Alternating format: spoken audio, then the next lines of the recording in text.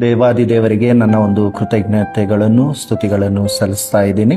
ಪ್ರಕಟಣೆ ಗ್ರಂಥದ 2ನೇ ಅಧ್ಯಾಯದ ಮೊದಲನೇ ಭಾಗದಲ್ಲಿ ಕೆಲವು ವಿಷಯಗಳನ್ನು ಧ್ಯಾನ ಮಾಡಿದ್ವಿ.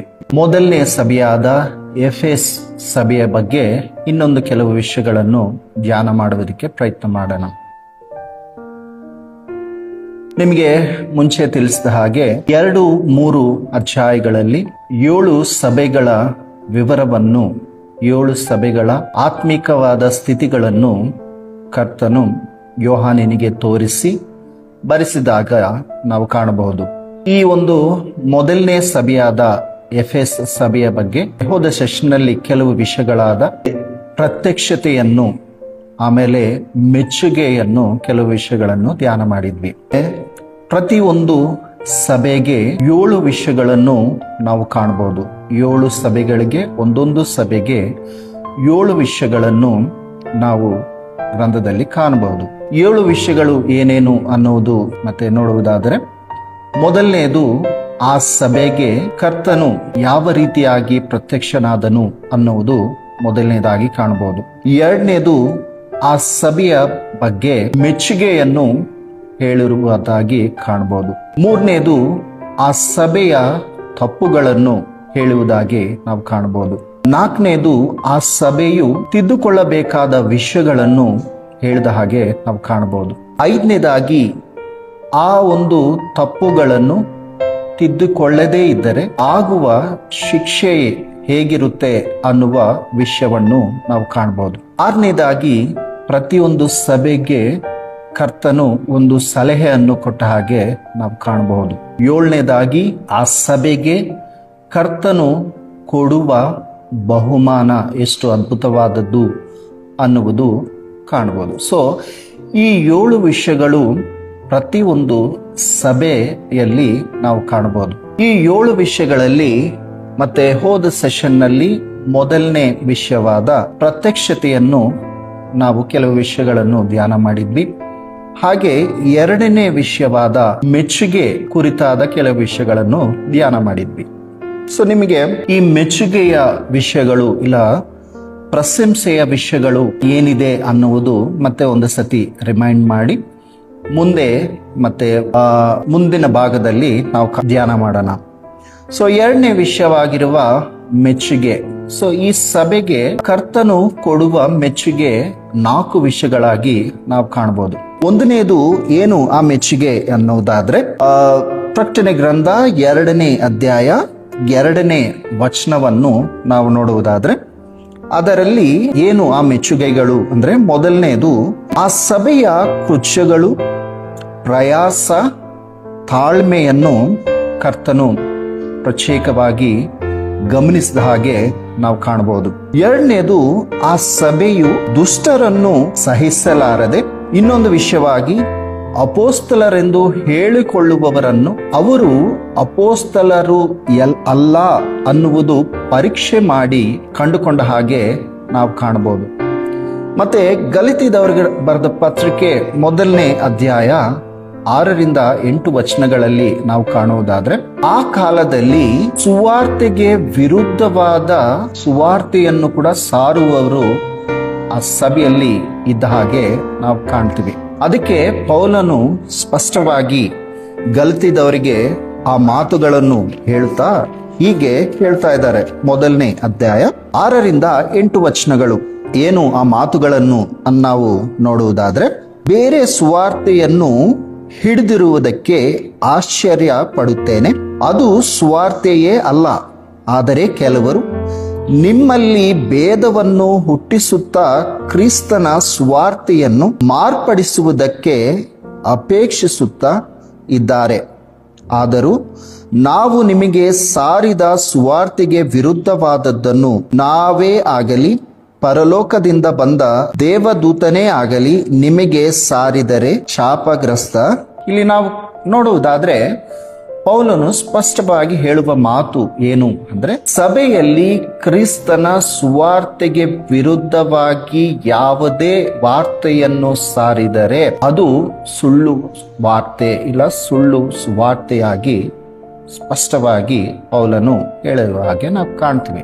ಸೊ ಈ ಎಫೆಸ್ ಪಟ್ಟಣವು ಒಂದು ಪಟ್ಟಣ ಅಂದ್ರೆ ಆ ಕಾಲದಲ್ಲಿ ಅಪೋಸ್ತಲರೆಂದು ಹೇಳಿಕೊಂಡು ಅವರು ಅಪೋಸ್ತಲರು ಅಲ್ಲ ಅಂತ ಹೇಗೆ ಕಂಡುಕೊಂಡರು ಅಂದ್ರೆ ಅವರ ಒಂದು ಕೃತ್ಯಗಳು, ಅವರ ಒಂದು ಬೋಧನೆಗಳಿಂದ ಇವರು ಸುಳ್ಳುಗಾರರು ಅನ್ನುವುದು ಕಂಡುಕೊಂಡ ಹಾಗೆ ನಾವು ಕಾಣ್ತೀವಿ.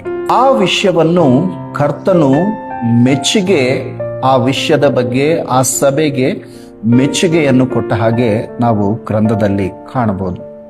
ಸೊ ಆ ರೀತಿಯಾಗಿ ಈ ಕಾಲದಲ್ಲಿ ಕೂಡ ಸುವಾರ್ತೆಗೆ ವಿರುದ್ಧವಾದದ್ದನ್ನು ಯಾರೇ ಸಾರಿದರೂ ಅದನ್ನು ನಾವು ಪರೀಕ್ಷೆ ಮಾಡಿ ಯಾವುದು ಸರಿಯಾದ ಸುವಾರ್ತೆ, ಯಾವುದು ಈ ಪರಿಶುದ್ಧ ಗ್ರಂಥಕ್ಕೆ ವಿರುದ್ಧವಾದದ್ದು ಅನ್ನುವುದು ನಾವು ಪರೀಕ್ಷೆ ಮಾಡಿ ಅದನ್ನು ನಾವು ಸಹಿಸಬಾರದು ಅನ್ನುವುದು ಇಲ್ಲಿ ನಾವು ಗಮನಿಸಬೇಕಾದ ವಿಷಯ. ಯಾಕಂದ್ರೆ ಈ ಕಾಲದಲ್ಲಿ ಪರಿಶುದ್ಧ ಗ್ರಂಥಕ್ಕೆ ವಿರುದ್ಧವಾಗಿ ಅನೇಕವಾದ ಮತ್ತೆ ಬೋಧನೆಗಳನ್ನು ನಾವು ಕಾಣಬಹುದು, ಅನೇಕವಾದ ಕೃತ್ಯಗಳನ್ನು ನಾವು ಕಾಣಬಹುದು.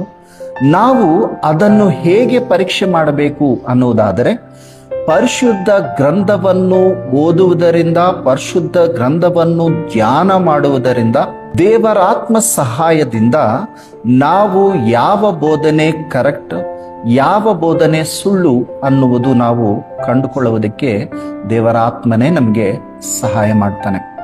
ಸೊ ಈ ಎಫೆಸ್ ಪಟ್ಟಣವು, ಈ ಎಫೆಸ್ ಸಭೆಯು ಎಂಥ ಒಂದು ಮೆಚ್ಚುಗೆ ಪಡೆದಿದೆ ಅಂದರೆ ಯಾರು ಸುಳ್ಳು ಸ್ವಾರ್ಥೆಯನ್ನು ಸಾರ್ತಾ ಇದ್ದಾರೋ, ಯಾರು ಅಪೋಸ್ತಲರೆಂದು ಅವರು ಅಪೋಸ್ತಲರ್ ಅಲ್ಲದೆ ಬೇರೆ ಕೃತ್ಯಗಳು, ಬೇರೆ ಬೋಧನೆಗಳನ್ನು ಮಾಡ್ತಾ ಇದ್ದಾರೆ, ಅವರನ್ನು ಪರೀಕ್ಷೆ ಮಾಡಿ ಕಂಡುಕೊಂಡ ಸಭೆಯೇ ಈ ಎಫೆಸ್ ಸಭೆಯಾಗಿ ನಾವು ಕಾಣ್ತೀವಿ.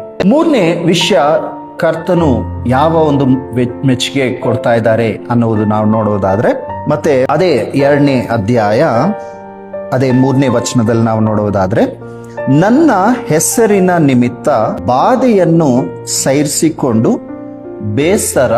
ಸೊ ಈ ಒಂದು ಸಭೆಗೆ ಕರ್ತನ ಮೆಚ್ಚುಗೆ ಎಂಥದ್ದು ಅದ್ಭುತ ಅಂದರೆ ಯೇಸು ಕ್ರಿಸ್ತನ ಹೆಸರಿನಲ್ಲಿ ಅನೇಕವಾದ ಬಾಧೆಯನ್ನು, ಶ್ರಮೆಯನ್ನು ಸಹಿಸಿಕೊಂಡು ಬೇಸರಗೊಳ್ಳದೆ ಸ್ಥಿರವಾಗಿ ಇದ್ದ ಸಭೆಯೇ ಈ ಒಂದು ಎಫೆಸ್ ಸಭೆಯಾಗಿ ನಾವು ಕಾಣಬಹುದು. ಯಾಕಂದ್ರೆ ಪ್ರಾರಂಭದ ಸಭೆ ಪರಿಸ್ಥಿತಿ ಹೇಗಿತ್ತು ಅಂದ್ರೆ ಅವರಿಗೆ ಒಂದು ರೋಮನ್ ಪ್ರಭುತ್ವದವರು ಅವರಿಗೆ ವಿರುದ್ಧವಾಗಿದ್ದರು. ಅವರ ಒಂದು ಯೂದರು ಕೂಡ ಈ ಕ್ರೈಸ್ತವರಿಗೆ ವಿರುದ್ಧವಾಗಿ ಇದ್ದ ಹಾಗೆ ಚರಿತ್ರೆ ಹೇಳುತ್ತೆ. ಇವೆಲ್ಲದರಲ್ಲಿ ಕೂಡ ಅವರು ಎಲ್ಲವನ್ನೂ ಸಹಿಸಿಕೊಂಡು, ಯಾವ ಹೆಸರಿಗಾಗಿ? ಯೇಸು ಕ್ರಿಸ್ತನ ಹೆಸರಿಗಾಗಿ ಸಹಿಸಿಕೊಂಡು ಬೇಸರಗೊಳ್ಳದೆ ಸ್ಥಿರವಾಗಿ ಇದ್ದ ಸಭೆಯೇ ಎಫೆಸ್ ಸಭೆಯಾಗಿ ನಾವು ಕಾಣ್ತೀವಿ. ಯಾಕಂದ್ರೆ ಆ ಕಾಲದಲ್ಲಿ ಸಭೆ ಬೆಳೀತಾ ಇರುವ ಆ ಸಮಯದಲ್ಲಿ ಅನೇಕ ವಿರುದ್ಧವಾದ ಸುಳ್ಳಿನ ಮಾತುಗಳನ್ನು, ಯಾರು ಕ್ರೈಸ್ತವರ ಮೇಲೆ ಸುಳ್ಳಿನ ಅಪವಾದಗಳನ್ನು, ಅವರ ಮೇಲೆ ಅನೇಕವಾದ ನಿಂದೆಗಳನ್ನು, ಅವರೆಲ್ಲವನ್ನು ಕೂಡ ಅಲ್ಲಿರುವ ಜನ ಆಗಲಿ, ಯೂದರಾಗಲಿ, ರೋಮನ್ ಪ್ರಭುತ್ವ ಇವರೆಲ್ಲರೂ ಕೂಡ ಅವರನ್ನು ಬೇಸರ ಪ್ರಯತ್ನ ಮಾಡಿದ್ರು ಕೂಡ ಇವರ ಒಂದು ಭಕ್ತಿ, ಇವರ ಒಂದು ಸ್ಥಿರತ್ವ ಹೇಗಿತ್ತು ಅಂದ್ರೆ ಕರ್ತನ ಯೇಸು ನಾಮದಲ್ಲಿ ಅವರು ಸ್ಥಿರವಾಗಿ ಎಲ್ಲವನ್ನು ಕೂಡ ಸಹಿಸಿಕೊಂಡು ನಿಂತಿರುವ ಸಭೆಯಾಗಿ ನಾವು ಕಾಣ್ತೀವಿ. ನಿಜವಾಗ್ಲೂ ಪ್ರಿಯರೇ, ಈಗಿನ ಕಾಲದಲ್ಲಿ ನಾವು ಗಮನಿಸೋದಾದ್ರೆ ನಾವು ಅನೇಕ ಘಟನೆಗಳು ನಮ್ಮ ದೇಶದಲ್ಲೇ ನಾವು ಕಾಣ್ತೀವಿ.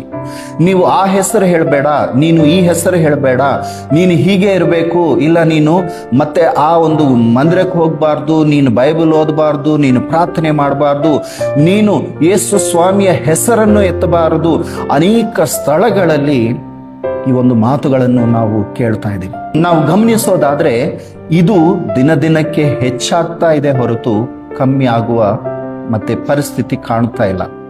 ಆದರೆ ಕರ್ತನು ನೋಡುವುದು ಏನು ಅಂದರೆ ಸಭೆಯಲ್ಲಿ ಎಂಥ ಒಂದು ಪರಿಸ್ಥಿತಿ ಬಂದರೂ ಕೂಡ ಆ ಪರಿಸ್ಥಿತಿಯಲ್ಲಿ ಕರ್ತನ ನಾಮದಲ್ಲಿ ನಾವು ಹೇಗೆ ಸ್ಥಿರವಾಗಿ ಎಲ್ಲವನ್ನು ಸಹಿಸಿಕೊಂಡು ನಾವು ಸ್ಥಿರವಾಗಿ ಇರ್ತೀವಿ ಅನ್ನುವುದು ಈ ಪರೀಕ್ಷೆ ಕಾಲದಲ್ಲಿ ಮತ್ತೆ ನಾವು ಕಾಣುವರಾಗಿ ನಾವು ನೋಡ್ತೇವೆ. ಇನ್ನೊಂದು ವಿಷಯ ಹೇಳಬೇಕು ಅಂದ್ರೆ, ಮುಂದಿನ ಕಾಲದಲ್ಲಿ ನಮಗೆ ಕ್ರೈಸ್ತವರಾದ ನಮ್ಮ ಮೇಲೆ ಶ್ರಮೆಗಳು ಜಾಸ್ತಿ ಆಗುವುದು, ಪರಿಸ್ಥಿತಿಗಳು ತುಂಬಾ ಕಠಿಣವಾದದ್ದು ಖಂಡಿತ ಹಾಗೆ ಆಗುತ್ತೆ. ಯಾಕಂದ್ರೆ ಪರಿಶುದ್ಧ ಗ್ರಂಥದಲ್ಲೇ ಅವೆಲ್ಲ ಬರೆಯಲ್ಪಟ್ಟಿದೆ. ಸೊ ಆ ಒಂದು ಕಠಿಣವಾದ ಪರಿಸ್ಥಿತಿಯಲ್ಲಿ, ಆ ಶ್ರಮ ಕಾಲದಲ್ಲಿ ನಿಜವಾದ ಕ್ರೈಸ್ತವನು ಯಾರು, ನಿಜವಾದ ಕ್ರಿಸ್ತನನ್ನು ಹಿಂಬಾಲಿಸಿದವರು ಯಾರು ಅನ್ನುವುದು ಆ ಶ್ರಮೆಯಲ್ಲೇ ನಮಗೆ ಗೊತ್ತಾಗುತ್ತೆ.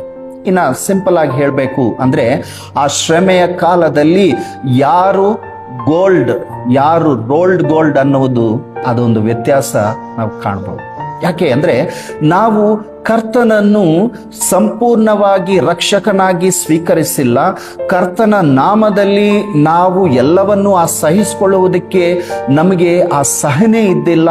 ಅವೆಲ್ಲವೂ ಕೂಡ ಕರ್ತನು ನಮ್ಮಲ್ಲಿ ಬಯಸ್ತಾ ಇರುವ ಆ ಪ್ರೀತಿ ಅವೆಲ್ಲ ನಮ್ಮಲ್ಲಿ ಇದ್ದಿಲ್ಲ ಅಂದ್ರೆ, ಆ ಶ್ರಮೆ, ಆ ಕಠಿಣ ಸಮಯ ಬಂದಾಗ ನಾವು ಇರುವುದಕ್ಕೆ ಸಾಧ್ಯ ಆಗುವುದಿಲ್ಲ. ಯಾರು ಕರ್ತನನ್ನು ತಮ್ಮ ಹೃದಯದಲ್ಲಿ ಇರಿಸಿಕೊಂಡು ಕರ್ತನಿಗಾಗಿ ಜೀವನ ಮಾಡುವವರು ಇರ್ತಾರೋ ಅವರೇ ನಿಜವಾದ ಗೋಲ್ಡ್ ಆಗಿ, ನಾಳೆ ದಿನ ಎಷ್ಟೇ ಶ್ರಮೆ, ಎಷ್ಟೇ ಕಠಿಣ ಕಾಲಗಳು ಬಂದಾಗ ಆ ಒಂದು ಗೋಲ್ಡ್ ಇನ್ನ ರಿಫೈನ್ ಆಗಿ ಕರ್ತನಿಗೆ ಇನ್ನ ಇಷ್ಟವಾದ ರೀತಿಯಲ್ಲಿ ಅವರಿನ್ನ ಆ ಒಂದು ಮಹಿಮೆಯ ಸ್ಥಿತಿ, ಆ ಅಂತಸ್ತಿಗೆ ಸಿದ್ಧರಾಗುವ ಹಾಗೆ ನಾವು ಕಾಣ್ತೀವಿ. ಈ ಒಂದು ಎಫೆಸ್ ಸಭೆಯಲ್ಲಿ ಕರ್ತನು ಈ ಮಾತುಗಳು ಸ್ಪಷ್ಟವಾಗಿ ಯಾಕೆ ಹೇಳ್ತಾ ಇದ್ದಾರೆ ಅಂದ್ರೆ, ನಾವು ಆ ಸಭೆಯ ಪರಿಸ್ಥಿತಿ ನಮಗೆ ಕೂಡ ಕೆಲವೊಂದು ಅನ್ವಯವಾಗುತ್ತೆ.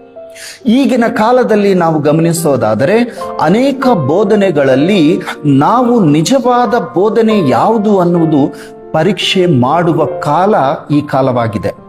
ಯಾಕೆ ಅಂದ್ರೆ, ನಾವು ಪರೀಕ್ಷೆ ಮಾಡಿಲ್ಲ ಅಂದರೆ ಎಲ್ಲವನ್ನೂ ಕೂಡ ನಂಬುವರಾಗಿರ್ತೀವಿ. ನಾವು ಎಲ್ಲವೂ ಕೂಡ ಇದು ನಿಜ, ಅದು ನಿಜ, ಅವ್ರು ಹೇಳಿದ್ರೆ ಅದು ಕರೆಕ್ಟು, ಇವ್ರು ಹೇಳಿದ್ರೆ ಇದು ಕರೆಕ್ಟು. ಆದರೆ ನಾವು ಗ್ರಹಿಸಬೇಕಾಗಿರುವುದೇನೆಂದ್ರೆ, ಯಾವುದು ಪರಿಶುದ್ಧ ಗ್ರಂಥಕ್ಕೆ ವಿರುದ್ಧವಾಗಿ ಎಷ್ಟೇ ದೊಡ್ಡ ಬೋಧಕರು ಹೇಳಿದರೂ ಆ ಬೋಧನೆ ಸುಳ್ಳು ಬೋಧನೆಯಾಗಿದೆ. ಇನ್ನೊಂದು, ಕರ್ತನೆ ಗ್ರಂಥದಲ್ಲಿ ಅಂತ್ಯ ದಿನಗಳಲ್ಲಿ ನಡೆಯುವ ಒಂದು ವಿಶೇಷ ಏನು ಅಂದ್ರೆ, ಅನೇಕ ಸುಳ್ಳು ಪ್ರವಾದನೆಗಳು, ಅನೇಕ ಸುಳ್ಳು ಬೋಧಕರು, ಅನೇಕ ಸುಳ್ಳು ಪ್ರವಾದಿಗಳು ಬರ್ತಾರೆ ಅಂತ ಕ್ಲಿಯರ್ ಆಗಿ ಹೇಳಿದ್ದಾರೆ. ಈ ಕಾಲದಲ್ಲಿ ನಾವು ಗಮನಿಸುವಾಗ, ಮತ್ತೆ ಮೊನ್ನೆ ಒಂದು ಫೇಸ್ಬುಕ್ ಪೋಸ್ಟ್ ನಲ್ಲಿ ನೀವೆಲ್ಲ ಗ್ರಹಿಸಿರ್ತೀರಿ, ಮತ್ತೆ ಸೌತ್ ಆಫ್ರಿಕಾನಲ್ಲಿ, ಮೋಸ್ಟ್ಲಿ ಅದು ನೈಜೀರಿಯಾ ಅನ್ಕೊಂತೀನಿ, ಅಲ್ಲಿ ಒಬ್ಬ ಪ್ರವಾದಿ ಏನ್ ಹೇಳಿದ ಅಂದ್ರೆ,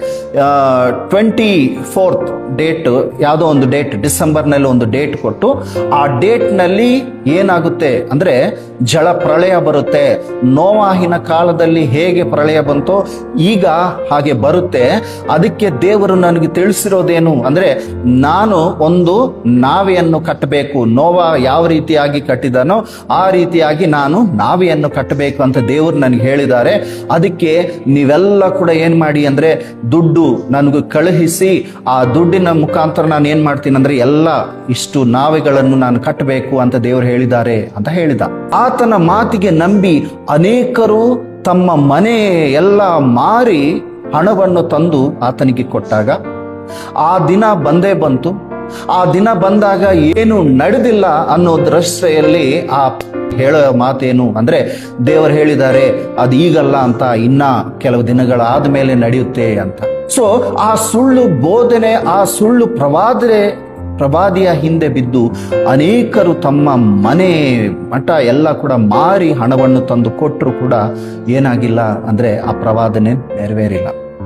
ಇನ್ನೊಂದು ವಿಚಿತ್ರವಾದ ವಿಷಯ ಏನು ಅಂದ್ರೆ, ಆತನು ಆ ದುಡ್ಡಿಂದ ಒಂದು ಬೆನ್ಸ್ ಕಾರನ್ನು ಕೊಂಡ್ಕೊಂಡು ಒಂದು ಲಕ್ಸುರಿಗೆ ಬೇಕಾಗಿರೋ ಒಂದು ಎಲ್ಲವನ್ನು ಕೂಡ ಸಿದ್ಧತೆ ಮಾಡ್ಕೊಂಡಂತೆ.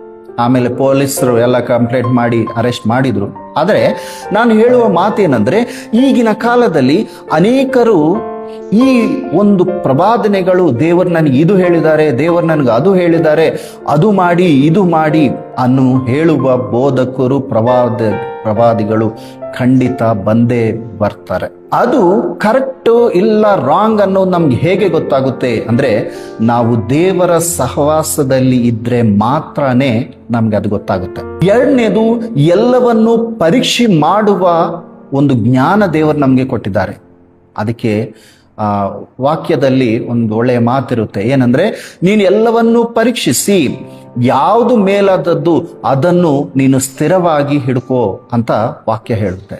ನಿಜವಾಗ್ಲೂ ಪ್ರಿಯರೇ, ಈ ಎಫೆಸ್ ಸಭೆ ನಮಗೇನು ಕಲಿಸುತ್ತೆ ಅಂದ್ರೆ, ನಾವು ಎಲ್ಲವನ್ನೂ ಕೂಡ ಪರೀಕ್ಷೆ ಮಾಡಿ ಮೇಲಾದದ್ದನ್ನು ಹಿಡಿಯಬೇಕಾದದ್ದು. ಎರಡನೇದು, ಕರ್ತನ ಒಂದು ಹೆಸರಿನಲ್ಲಿ ನಾವು ಸ್ಥಿರವಾಗಿ ಇರುವ ಒಂದು ಭಕ್ತಿಯನ್ನು ಇಟ್ಕೋಬೇಕು ನಾವು.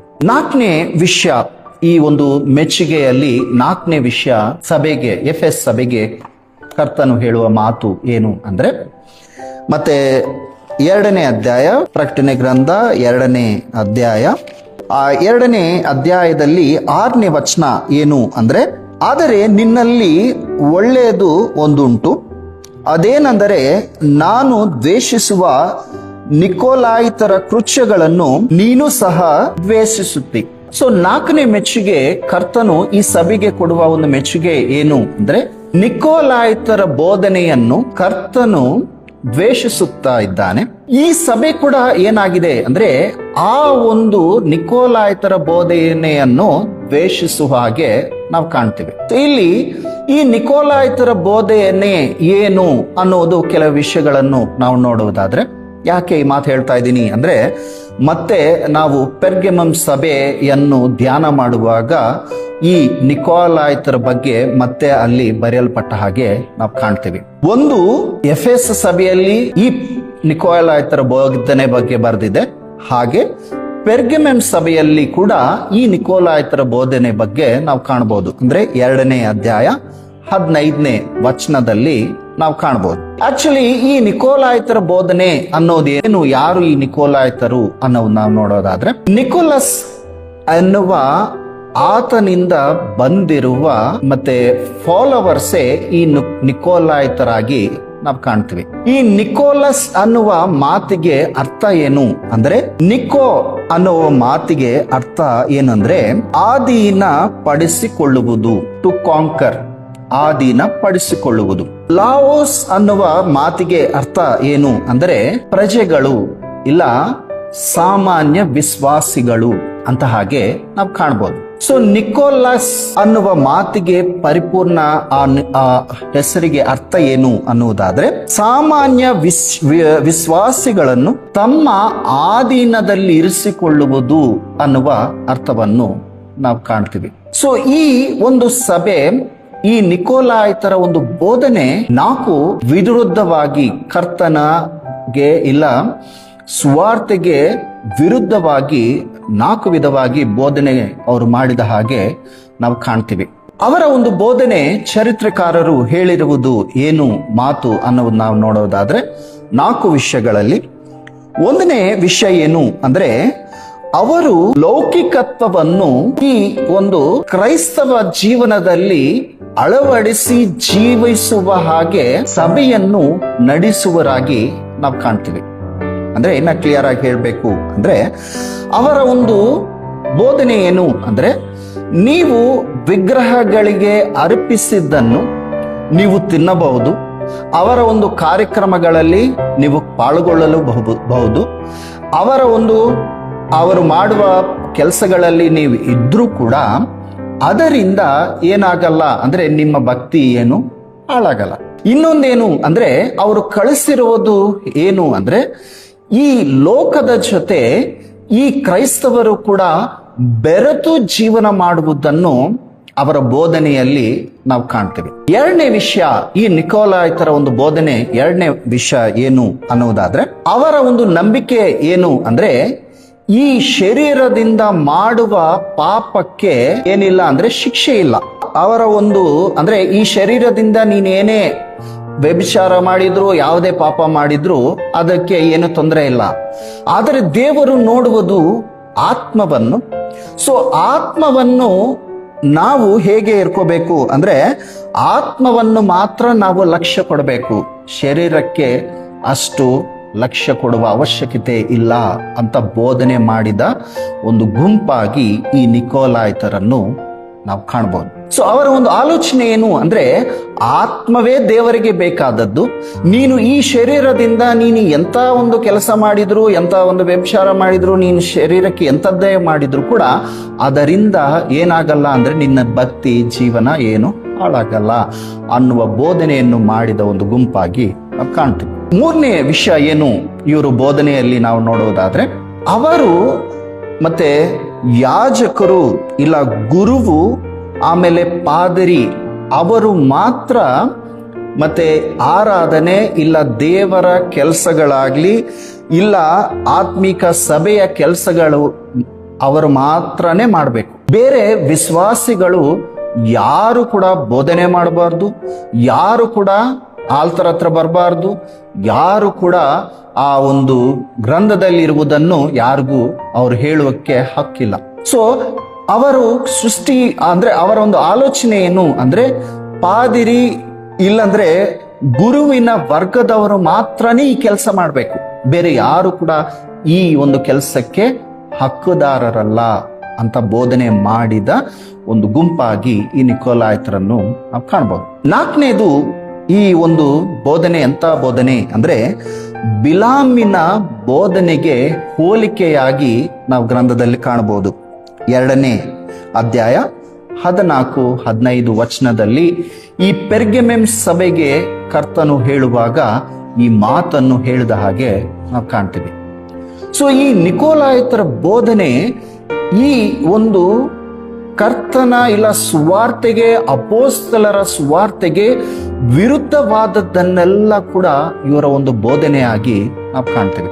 ಸೊ ಅದಕ್ಕೆ ಕರ್ತನು ಹೇಳಿರೋ ಮಾತೇನಂದ್ರೆ, ನಾನು ಆ ನಿಕೋಲಾಯಿತರ ಬೋಧನೆಯನ್ನು ನಾನು ದ್ವೇಷಿಸ್ತಾ ಇದ್ದೀನಿ, ನೀನು ಕೂಡ ಅದನ್ನು ದ್ವೇಷಿಸಿದೀಯಾ, ಅದಕ್ಕೆ ಈ ಸಭೆಯನ್ನು ಮೆಚ್ಚುಗೆ ಪಡಿಸಿದ ಹಾಗೆ ಇಲ್ಲ ಮೆಚ್ಚಿಕೊಂಡ ಹಾಗೆ ನಾವು ಕಾಣ್ತೀವಿ.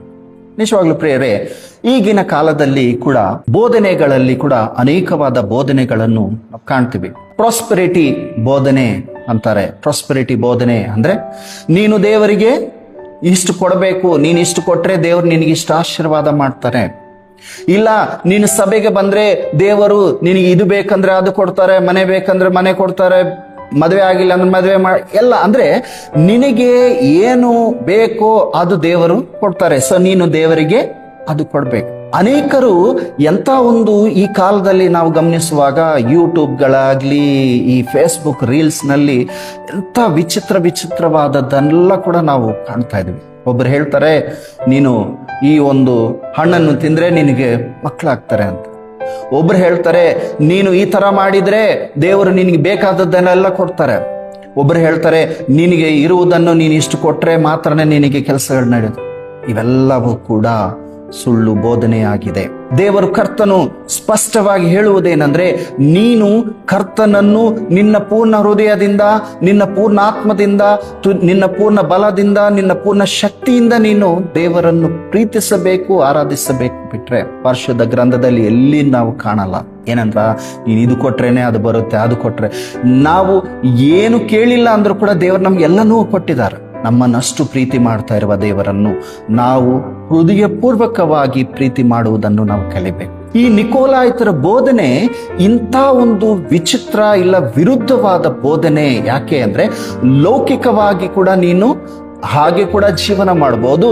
ನೀನು ಕ್ರಿಸ್ತನಾಗಿ ಅಂದ್ರೆ ಕ್ರಿಶ್ಚಿಯನ್ ಆಗಿ ಕೂಡ ನೀನು ಲೋಕದಲ್ಲಿ ಬೆರೆತರೂ ಕೂಡ ನೀನು ಈ ತರ ಕೂಡ ನೀನು ಜೀವನ ಮಾಡಬಹುದು ಅಂತ ಹೇಳ್ತಾರೆ. ಅನೇಕರು ನಾವು ನೋಡ್ತೇವೆ.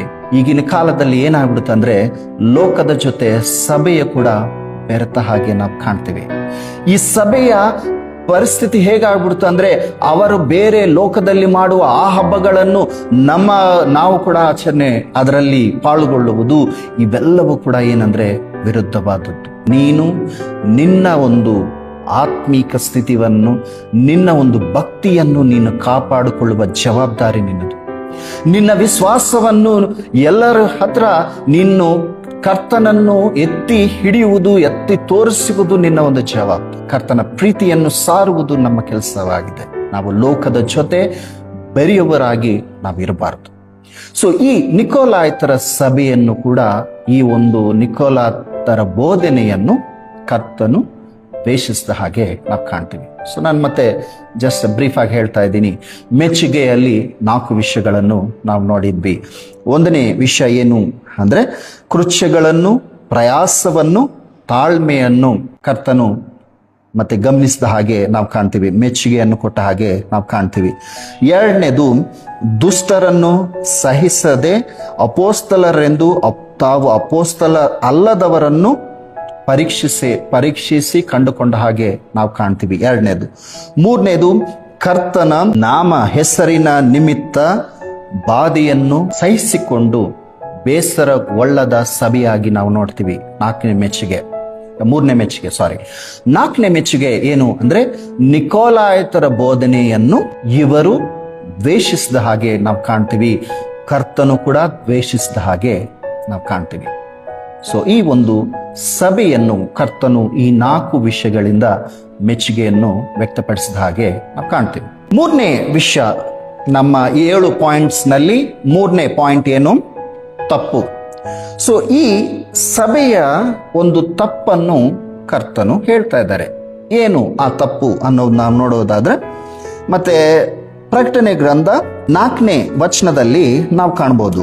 ಏನು ಆ ಮಾತು ಅನ್ನೋದಂದ್ರೆ, ಇದನ್ನೆಲ್ಲ ಬಲ್ಲೆನು, ಆದರೆ ಮೊದಲು ನಿನಗಿದ್ದ ಪ್ರೀತಿಯನ್ನು ನೀನು ಬಿಟ್ಟಿದ್ದೀ ಎಂದು ನಾನು ನಿನ್ನ ಮೇಲೆ ತಪ್ಪು ಹೊರಿಸಬೇಕಾಗುತ್ತದೆ. ಸೊ ಈ ಎಫೆಸ್ ಪಟ್ಟಣದ ಒಂದು ತಪ್ಪು ಏನು ಅನ್ನೋದು ನಾವು ನೋಡೋದಾದ್ರೆ, ಮೊದಲ ಪ್ರೀತಿಯನ್ನು ಬಿಟ್ಟ ಸಭೆಯಾಗಿ ನಾವು ಕಾಣ್ತೇವೆ. ಸೊ ಏನಿದು ಮೊದಲನೇ ಪ್ರೀತಿ ಅನ್ನುವುದು? ಕೆಲವು ವಿಷಯಗಳನ್ನು ನಾವು ಧ್ಯಾನ ಮಾಡುವುದಾದ್ರೆ, ಮೊದಲನೇ ಎಂಬ ಪದಕ್ಕೆ ಗ್ರೀಕ್ ಭಾಷೆಯಲ್ಲಿ ಪ್ರೋಟೋಸ್ ಅಂತ ಹೇಳ್ತಾರೆ. ಈ ಪ್ರೋಟೋಸ್ ಅನ್ನುವ ಹೆಸರಿಗೆ ಇಲ್ಲ, ಈ ಒಂದು ಪದಕ್ಕೆ ಅರ್ಥ ಏನು ಅಂದ್ರೆ, ಶ್ರೇಷ್ಠ ಇಲ್ಲ ಅತಿ ಮುಖ್ಯವಾದದ್ದು ಅನ್ನುವ ಅರ್ಥವನ್ನು ನಾವು ಕಾಣ್ತೀವಿ. ಅಂದ್ರೆ ಮೊದಲನೇ ಪ್ರೀತಿ ಅನ್ನೋದೇನು ಅಂದ್ರೆ, ಶ್ರೇಷ್ಠವಾದ ಪ್ರೀತಿ ಇಲ್ಲ ಅತಿ ಮುಖ್ಯವಾದ ಈ ಸಭೆ ಬಿಟ್ಟ ಹಾಗೆ ಕರ್ತನು ತಪ್ಪನ್ನು, ಈ ಸಭೆಯ ತಪ್ಪನ್ನು ಹೇಳ್ತಾ ಇದ್ದಾರೆ. ನಾವು ಇಲ್ಲಿ ಗಮನಿಸೋದಾದ್ರೆ, ಮೊದಲನೇ ಪ್ರೀತಿ ಅನ್ನುವುದು ಏನು?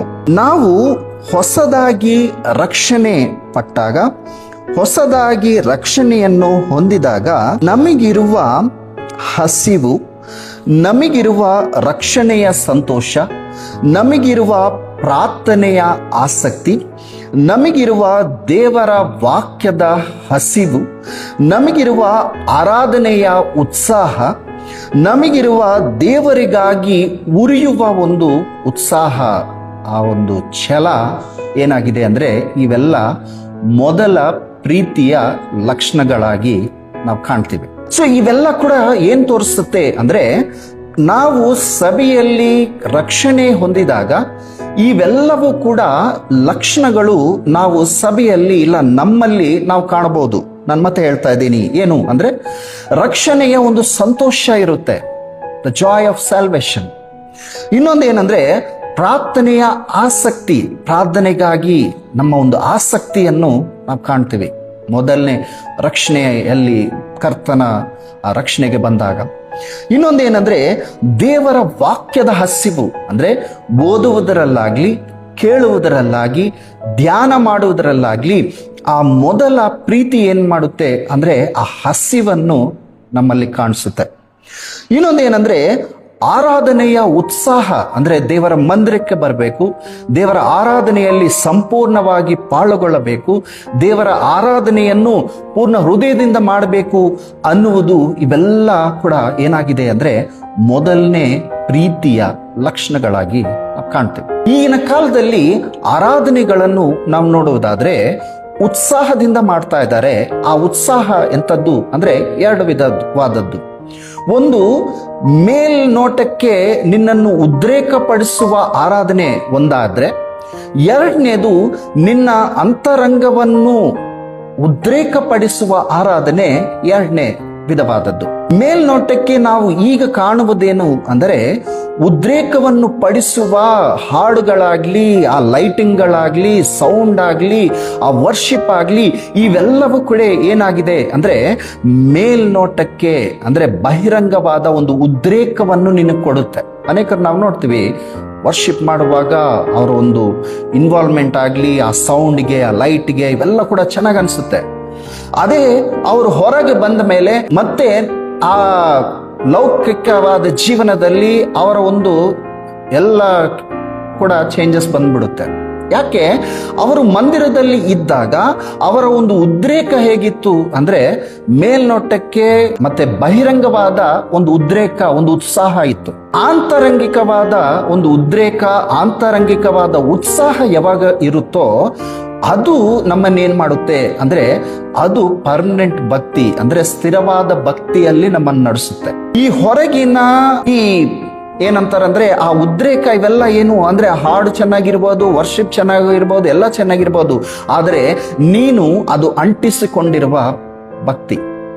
ನೀನು ಹೊರಗೆ ಬಂದ ಮೇಲೆ ನೀನು ನಿನ್ನ ಒಂದು ಆ ಡೈಲಿ ಲೈಫ್ನಲ್ಲಿ ಇವೆಲ್ಲ ಕೂಡ ಏನಾಗ್ಬಿಡುತ್ತೆ ಅಂದ್ರೆ ಫೇಡ್ ಆಗ್ಬಿಡುತ್ತೆ. ಆದ್ರೆ ಕರ್ತನು ಹೇಳುವ ಮಾತೇನು? ಮೊದಲನೇ ಪ್ರೀತಿ ಅನ್ನೋದೇನು ಅಂದ್ರೆ ನಿನ್ನ ಅಂತರಂಗದ ಒಂದು ಉತ್ಸಾಹ, ಅಂತರಂಗದ ಒಂದು ಉದ್ರೇಕವನ್ನು ತೋರಿಸುವುದಾಗಿ ನಾವು ಕಾಣ್ತೀವಿ. ಸೊ ಹೇಗೆ ಸಿಗುತ್ತೆ ಈ ಅಂತರಂಗಿಕವಾದ ಉದ್ರೇಕ ಅಂದ್ರೆ ಅದು ದೇವರ ಪರಿಶುದ್ಧ ವಾಕ್ಯವನ್ನು ಧ್ಯಾನಿಸುವುದರ ಮೂಲಕ ಮಾತ್ರನೇ ನಮ್ಮ ಒಂದು ನಡತೆ ಬದಲಾಯಿಸುವುದು. ದೇವರ ವಾಕ್ಯಕ್ಕೆ ಮಾತ್ರ ಶಕ್ತಿ ಇದೆ, ಬೇರೆ ಯಾವುದಕ್ಕೂ ಶಕ್ತಿ ಇಲ್ಲ. ಅದಕ್ಕೆ ಕೀರ್ತನೆಗಳಲ್ಲಿ ನಾವು ಕಾಣ್ತೀವಿ, ನನ್ನ ಪಾದಕ್ಕೆ ದೀಪವಾಗಿದೆ. 119ನೇ ಕೀರ್ತನೆ ಎಲ್ಲ ನಾವು ಗಮನಿಸೋದಾದ್ರೆ ದೇವರ ವಾಕ್ಯ ಎಷ್ಟು ಅದ್ಭುತವಾದದ್ದು, ಅನೇಕ ವಿಷಯಗಳನ್ನು ನಾವು ಕಾಣ್ತೀವಿ. ನಿಜವಾಗ್ಲೂ ಪ್ರಿಯರೇ, ನಾವು ಕೂಡ ಈಗಿನ ಕಾಲದಲ್ಲಿ ಅಂಟಿಸಿಕೊಂಡಿರುವ ಭಕ್ತಿ, ನಾವು ಅದರಿಂದ ಸೈತಾನನನ್ನು ಎದುರಿಸೋದಕ್ಕೆ, ಕರ್ತನ ಬರುವಿಕೆಗೆ ಸಿದ್ಧರಾಗೋದಕ್ಕೆ ಸಾಧ್ಯ ಇಲ್ಲ. ನಾವು ಎಂಥ ಒಂದು ಭಕ್ತಿ ಇರಬೇಕು ಅಂದ್ರೆ ಅಂತರಂಗಿಕವಾದ ಭಕ್ತಿ, ಸ್ಥಿರವಾದ ಭಕ್ತಿ, ಮೊದಲನೇ ಪ್ರೀತಿಯನ್ನು ನಾವು ಅಳವಡಿಸಿಕೊಂಡ್ರೆ ಮಾತ್ರನೇ ಏನಾಗ್ತೀವಿ ಅಂದ್ರೆ ಆ ಕರ್ತನ ಬರುವಣಿಕೆಗೆ ಸಿದ್ಧರಾಗುವುದಕ್ಕೆ ಸಹಾಯ ಮಾಡುತ್ತೆ. ಸೊ ಈ ಒಂದು ಎಫೆಸ್ ಸಭೆ ಏನಾಗಿದೆ ಅನ್ನೋದಾದ್ರೆ ಈ ಮೊದಲನೇ ಪ್ರೀತಿಯ ಲಕ್ಷಣಗಳನ್ನು ಏನ್ ಮಾಡಿದೆ ಅಂದ್ರೆ ಮರ್ತು ಬಿಟ್ಟಿದೆ. ಅದನ್ನು ಕರ್ತನು ಏನ್ ಹೇಳ್ತಾ ಇದ್ದಾರೆ ಅಂದ್ರೆ ಆ ತಪ್ಪನ್ನು ಹೇಳ್ತಾ ಇದ್ದಾರೆ. ಏನು? ನೀನು ಮೊದಲ ಪ್ರೀತಿಯನ್ನು ನೀನೇನ್ ಮಾಡ್ಬಿಟ್ಟಿ ಬಿಟ್ಬಿಟ್ಟಿಯ. ಸೊ ನಾವು ಹೇಗೆ ಬಿಡ್ತೀವಿ ಈ ಮೊದಲನೇ ಪ್ರೀತಿ ಅನ್ನುವುದು 4 ವಿಷಯಗಳಲ್ಲಿ ನಾವು ಕಾಣುವುದಾದ್ರೆ, ಒಂದು ಪ್ರಾರ್ಥನೆ ಒಂದು ಏನಂತಾರಂದ್ರೆ ಒಂದು ರೂಢಿ ಆಗ್ಬಿಡುತ್ತೆ, ಇಲ್ಲ ಒಂದು ಯಾಂತ್ರಿಕವಾದ ಒಂದು ಪ್ರಾರ್ಥನೆ ನಾವು ಕಾಣ್ತೀವಿ.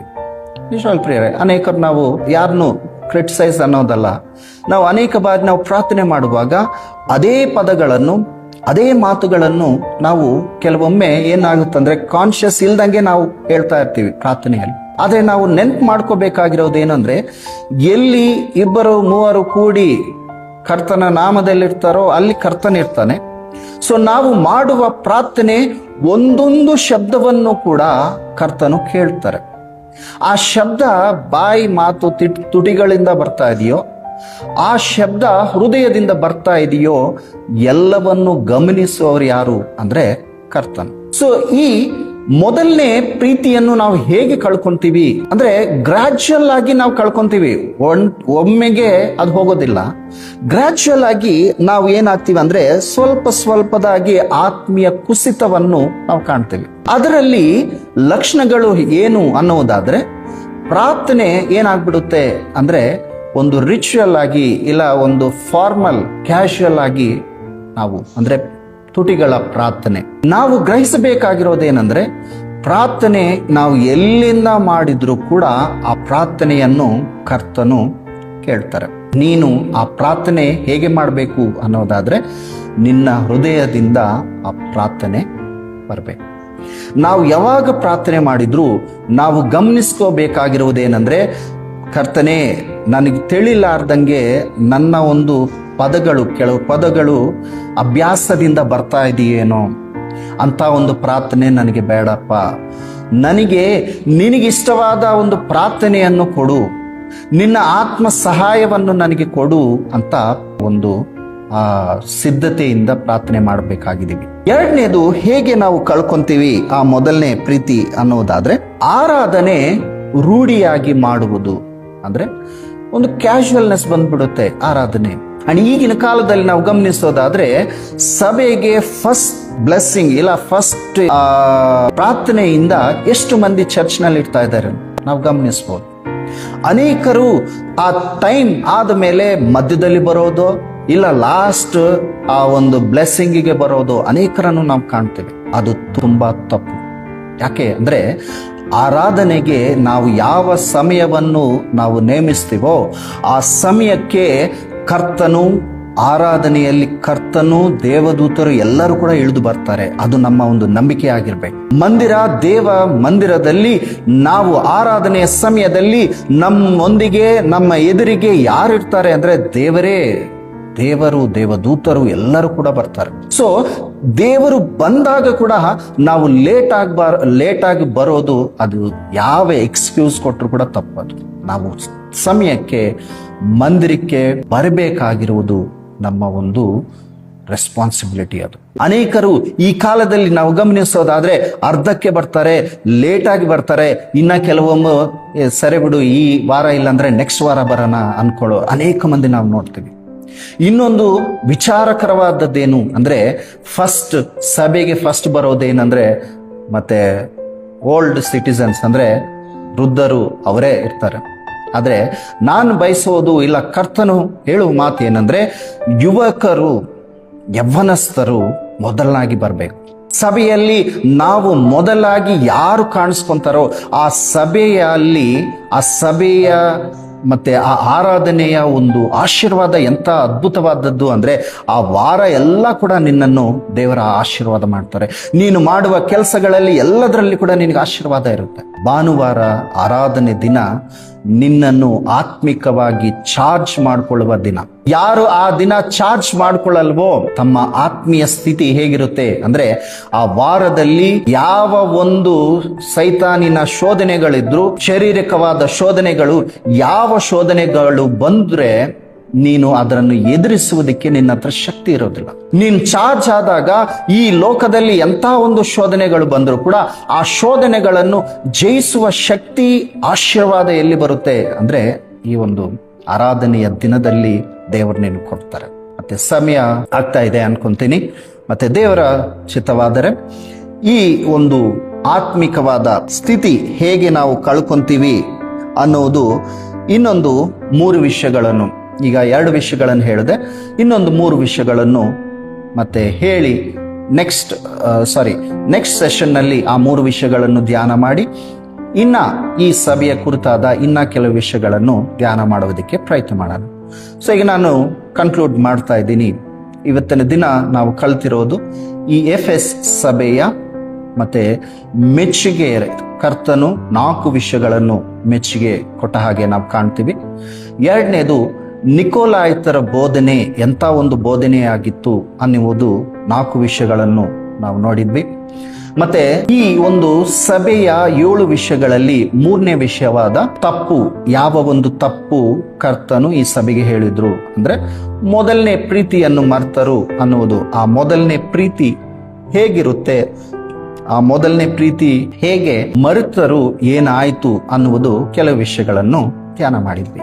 ದೇವರ ಚಿತ್ತವಾದ್ರೆ ನೆಕ್ಸ್ಟ್ ಸೆಷನ್ ನಲ್ಲಿ ಇನ್ನ ಕೆಲವು ವಿಷಯಗಳನ್ನು ಧ್ಯಾನ ಮಾಡೋಣ. ದೇವರು ಈ ಮಾತುಗಳನ್ನು ಆಶೀರ್ವಾದ ಮಾಡಿ ನಮ್ಮ ಜೀವನದಲ್ಲಿ ಈ ಒಂದು ಮತ್ತೆ ಮಾತುಗಳಿಂದ ನಮ್ಮನ್ನು ನಾವು ಸರಿಪಡಿಸಿಕೊಂಡು ಕರ್ತನ ಬರುವಣಿಕೆಗೆ ಸಿದ್ಧರಾಗುವ ಭಾಗ್ಯ ದೇವರು ನಮಗೆ ದಯಪಾಲಿಸಲಿ. ಆಮೆನ್. ನಿಮಗೆಲ್ಲರಿಗೂ ವಂದನೆಗಳು. ಮರನಾಥ.